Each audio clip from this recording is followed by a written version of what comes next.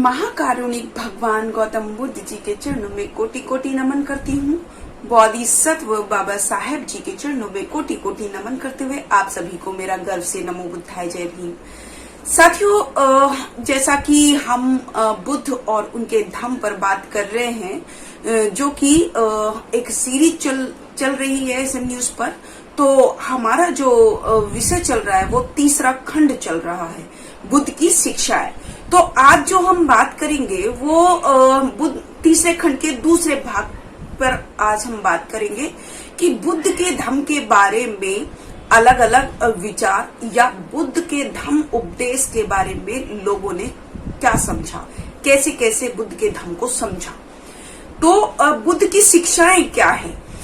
तो इस विषय में जो बुद्ध के जो अनुयायी थे, बुद्ध के जो उपासक थे, उनके भी अलग अलग मत आते हैं।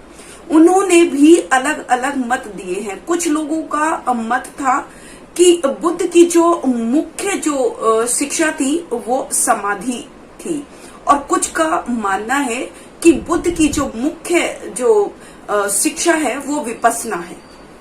तो ऐसे ही कुछ जो कहते हैं कि बुद्ध के जो धम्म है वो गूढ़ है, और कुछ कहते हैं कि बुद्ध का जो धम्म है वो सामान्य है, बाहर है।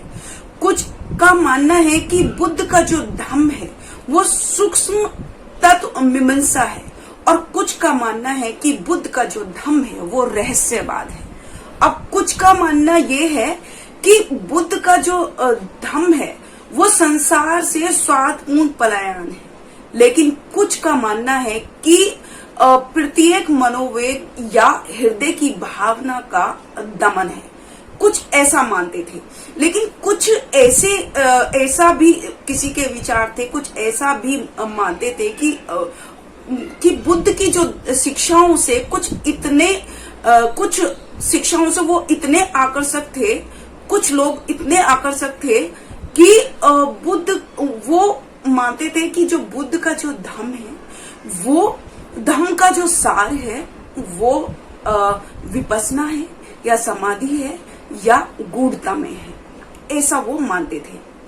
लेकिन कुछ ऐसे भी जो दूसरा जो विचार रखते थे, कुछ ऐसे भी लोग थे जो अपने आप को प्राचीन भारतीय इतिहास का बौद्ध धर्म का विद्यार्थी मानते थे, लेकिन उनका जो अध्ययन था वो बहुत ही स्मार्ट और बहुत ही सूक्ष्म था, बहुत ही अनियमित था। उसको कह सकते हैं कि वो पूर्ण रूप से उन्होंने अध्ययन नहीं किया था।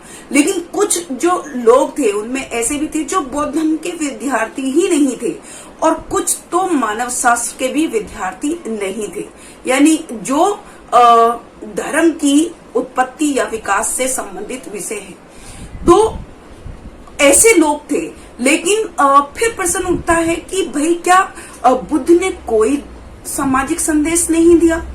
अब प्रश्न तो उठता है, लेकिन जब जब उत्तर मांगने के लिए जो विद्यार्थी अपने आप को कहते थे, इनसे जब बहुत ज्यादा जोर दिया जाता था इनको इस प्रश्न का उत्तर देने के लिए, तो ये सिर्फ दो ही बिंदुओं पर बात करते थे कि बुद्ध ने अहिंसा की शिक्षा दी और बुद्ध ने शांति की शिक्षा दी। लेकिन अब सवाल ये उठता है कि क्या बुद्ध ने न्याय की शिक्षा नहीं दी? क्या बुद्ध ने मैत्री की शिक्षा नहीं दी? क्या बुद्ध ने स्वतंत्रता की शिक्षा नहीं दी? क्या बुद्ध ने भ्रातृत्व की शिक्षा नहीं दी? क्या बुद्ध ने मातृत्व की शिक्षा नहीं दी? तो क्या बुद्ध ने समानता की शिक्षा नहीं दी? तो ये सारे जो सवाल उठते हैं, लेकिन बहुत सारे लोगों ने इनके ऊपर कोई जब भी बुद्ध के धम्म के बारे में बात हुई, इस बात पर किसी ने भी प्रश्न नहीं उठाया।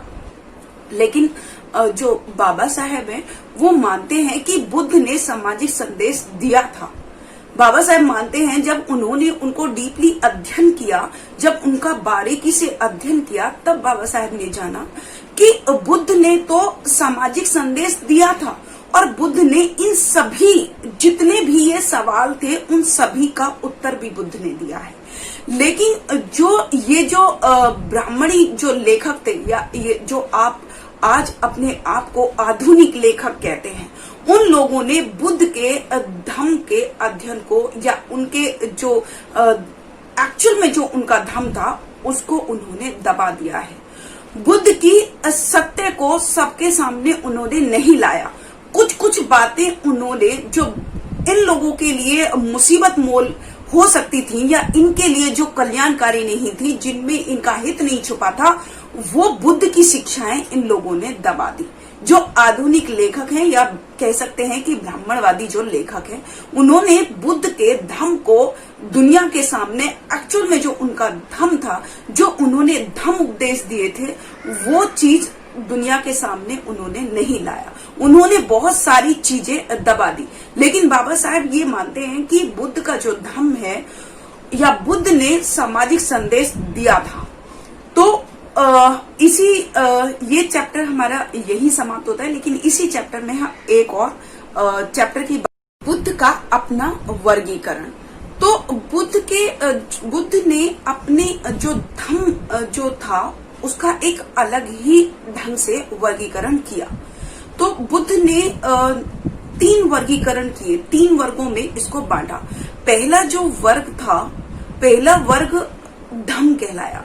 बुद्ध के अनुसार उन्होंने 3 वर्ग किए और पहले वर्ग को उन्होंने धम्म कहा और दूसरा जो वर्ग था उसको उन्होंने अधम्म कहा। और जिसको बुद्ध ने अधम्म कहा था उसी को इन्होंने धर्म का नाम दिया। जो बुद्ध ने अधम्म का नाम दिया उसको इन्होंने धर्म का नाम दिया। और तीसरा जो वर्गीकरण था वो था सद्धम्म, यानी कि धम्म के दर्शन। तो इन 3 भागों में बांटा, 3 वर्गों में बांटा कि पहले को उन्होंने धम्म कहा, दूसरे वर्ग को उन्होंने अधम्म कहा और इन लोगों ने उसको धर्म कहा। लेकिन तीसरा जो वर्ग था उसको उन्होंने सद्धम्म कहा, यानी कि धम्म के दर्शन। यदि किसी को भी बुद्ध के धम्म को समझना है या अगर उसको आवश्यक रूप से समझा जाए तो वो पहले इन तीनों वर्गों का मतलब डीपली या बारीकी से अध्ययन करना पड़ेगा कि धम्म क्या है, अधम्म क्या है और सद्धम्म क्या है। तो ये जो बुद्ध ने जो तीनों वर्गों में जो अपने जो धम्म का जो वर्गीकरण किया, इन तीनों को समझना जरूरी है क्योंकि इन्हीं तीनों में सामाजिक संदेश भी छुपा हुआ है। तो आज का जो हमारा चैप्टर है वो यही समाप्त होता है। कल फिर से एक नए चैप्टर के साथ आपके सामने उपस्थित होंगी। तब तक के लिए मैं शकुन बौद्ध अपनी वाणी को विराम देती हूँ। आप सभी को मेरा गर्व से नमो बुद्धाय, जय भीम। अगर आपको ये वीडियो जो है अच्छा लगता है या आप चाहते हैं कि बुद्ध के धम्म के बारे में लोग समझें, जाने, तो आप इस वीडियो को शेयर करना ना भूलें।